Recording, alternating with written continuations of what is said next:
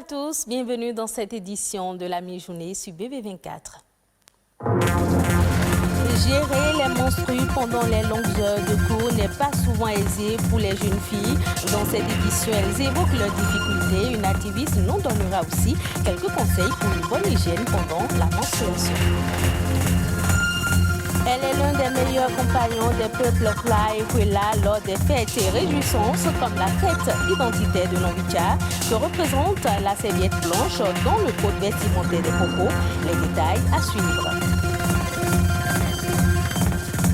On parlera des villes, ce milieu physique et humain où se concentre une population qui organise son espace en fonction de ses besoins, de ses activités propres et de son environnement.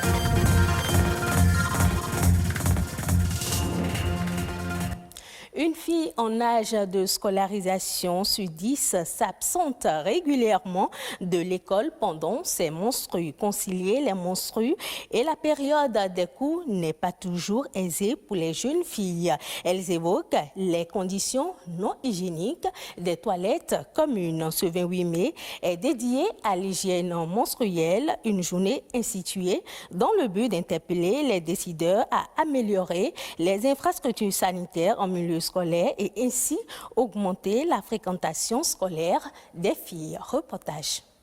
Pas facile pour les jeunes filles de concilier la période des menstrues et les cours. Se changer toutes les 4 heures, comme le recommandent les spécialistes en santé de la reproduction, n'est pas toujours évident.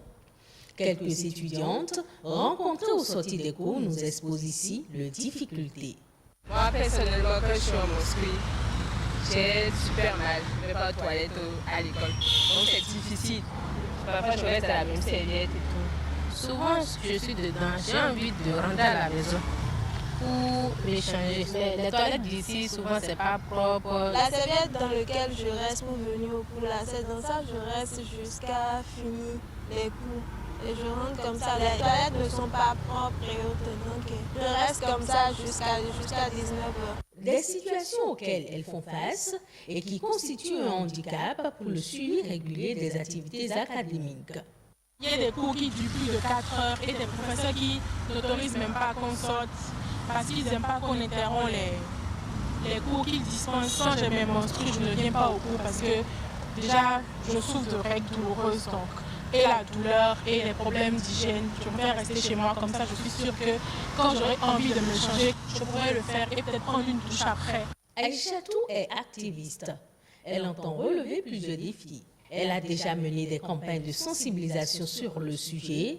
Ses prochains défis, faire des plaidoyers en vue de doter les collèges et universités d'infrastructures sanitaires adaptées aux besoins des filles. Sa cible, les gouvernants. Il faudrait réellement que nous jetons un regard au niveau des toilettes qui sont dans les écoles et dans les universités. Parce que l'hygiène au niveau de la jeune fille, ça peut causer à la longue des infections qui peuvent créer une infertilité à la suite. Toute femme en bonne santé doit avoir ses règles en moyenne entre 2555 et 3000 jours dans sa vie. Des chiffres qui ont suscité plus d'engouement chez Aïchatou.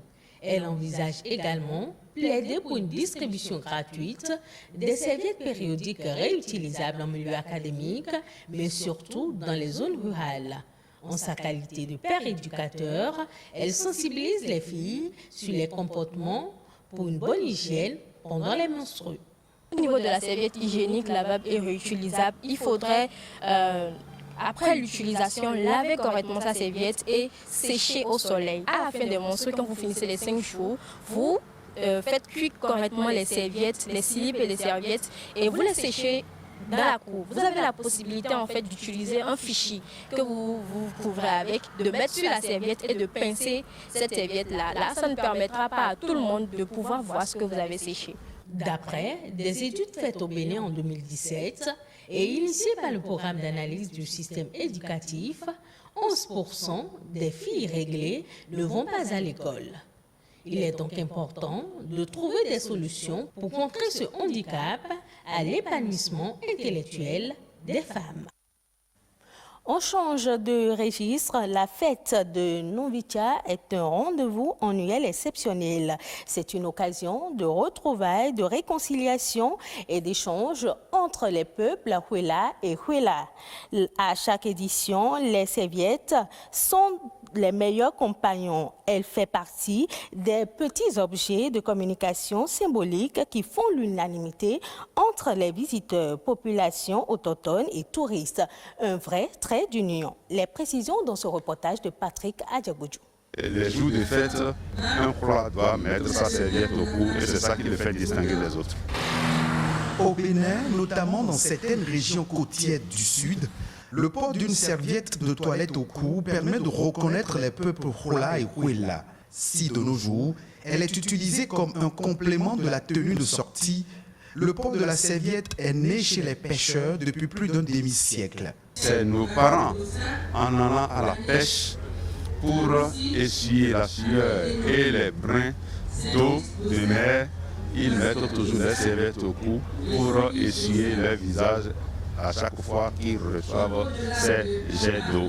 Et c'est rentré alors dans la culture des peuples Hwela. Dès lors, c'est devenu une marque identitaire qui, au fil des décennies, a laissé une influence sur le vécu des populations Hwela et Hwela. À Gbekon, par exemple, le port de la serviette est un symbole de reconnaissance sociale. Il y a une façon de porter la serviette. Quand une autre personne qui n'est pas de l'air culturel Hwela porte la serviette, on le sait. Vous avez vu ici, c'est descendu un peu plus bas par rapport à l'autre côté. Nos parents, quand ils revenaient de la pêche, il faut savoir qu'avec les poissons à côté, il y a beaucoup de mouches. Alors quand les gens portaient la serviette, c'est juste pour renvoyer les mouches ou bien pour essuyer la sueur. Quand la serviette est déjà pendante, il vous suffit de prendre le côté qui est pendant et pour vous essuyer le visage. La serviette, elle est l'un des meilleurs compagnons des peuples Hwela et Hwela lors des fêtes et réjouissances. Un mode vestimentaire qui tend à devenir un patrimoine national. La valorisation de cet attrait vestimentaire pourrait non seulement renforcer notre identité culturelle, mais aussi être source de devises pour le tourisme et l'économie culturelle. On parle à présent des villes, ces espaces de concentration humaine qui participent au développement socio-économique des pays selon le statut ou leur taille. Au Bénin, plusieurs villes sont devenues des pôles d'attraction comme Cotonou, Porto Novo, Ouidah, Parakou et autres. Mais comment naissent les villes et sont-elles planifiées comme pôles de développement? Des questions auxquelles Daniel Rumpévi, urbaniste, donne ici des précisions. Nos villes aujourd'hui sont nées d'abord spontanément. Lorsque vous remontez l'histoire dans les villes béninoises, les villes ont leur propre histoire. L'histoire de Porto Novo est différente de l'histoire de Ouidah et l'histoire de Ouidah est différente de l'histoire de Cotonou. D'accord? Je prends le seul exemple de Cotonou pour dire que la ville de Cotonou est partie du WAF, qui a été l'embryon du port autonome de Cotonou. Donc le besoin de débarquement des colons qui cherchaient où débarquer pour pouvoir s'approvisionner en matières premières.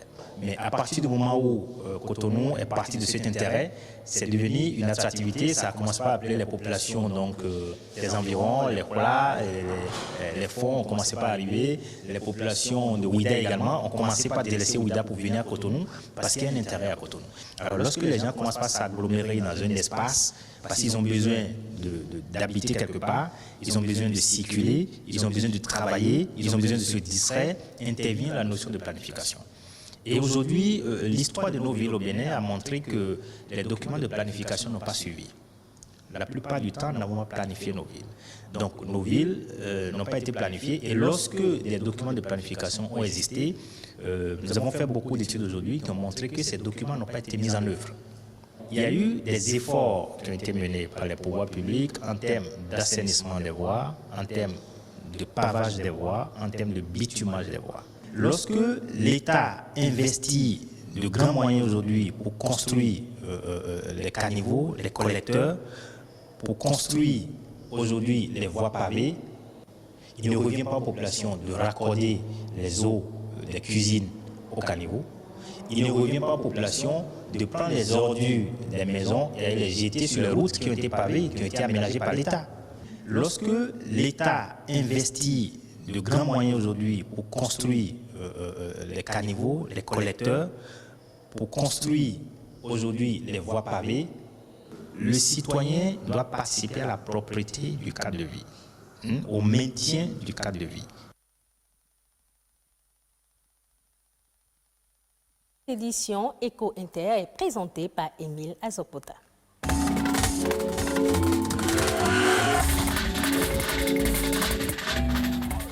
Les pénuries d'énergie électrique qui touchent la Côte d'Ivoire depuis le mois d'avril affectent les broyeurs de cacao transformateurs des fèves. Et cela pourrait avoir des conséquences sur toute la filière. La baisse de l'activité de broyage prévue pour ce mois de mai devrait être de 40% en moyenne, sachant que la quantité de fèves traitées par mois en Côte d'Ivoire tourne généralement autour de 45 à 49 000 tonnes. Déjà que pour le mois de juin, les prévisions ne sont pas meilleures. Un coup dur pour le premier producteur mondial de cacao qui a tout fait ces dernières années pour augmenter les quantités de fèves broyées localement afin de valoriser son produit et créer la plus-value qui va avec. Les usines qui s'en sortent le mieux sont celles qui sont équipées de générateurs.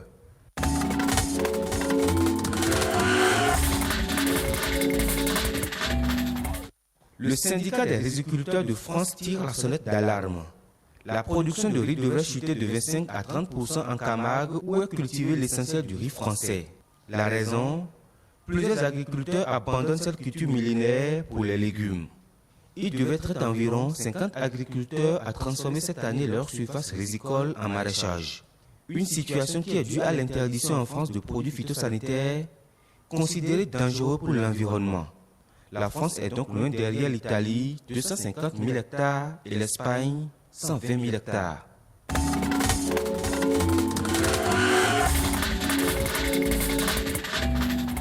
Alors que la progression du variant du coronavirus B.1.617.2 dit indien menace le déconfinement au Royaume-Uni, la France va mettre en place un isolement obligatoire pour les voyageurs en provenance de pays, a annoncé mercredi le porte-parole du gouvernement Gabriel Attal.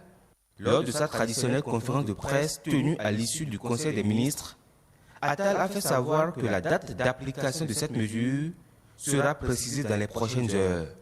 Cette décision fait suite à celle de l'Allemagne le 23 mai de soumettre les voyageurs venus d'outre-Manche à une période de quarantaine incompressible.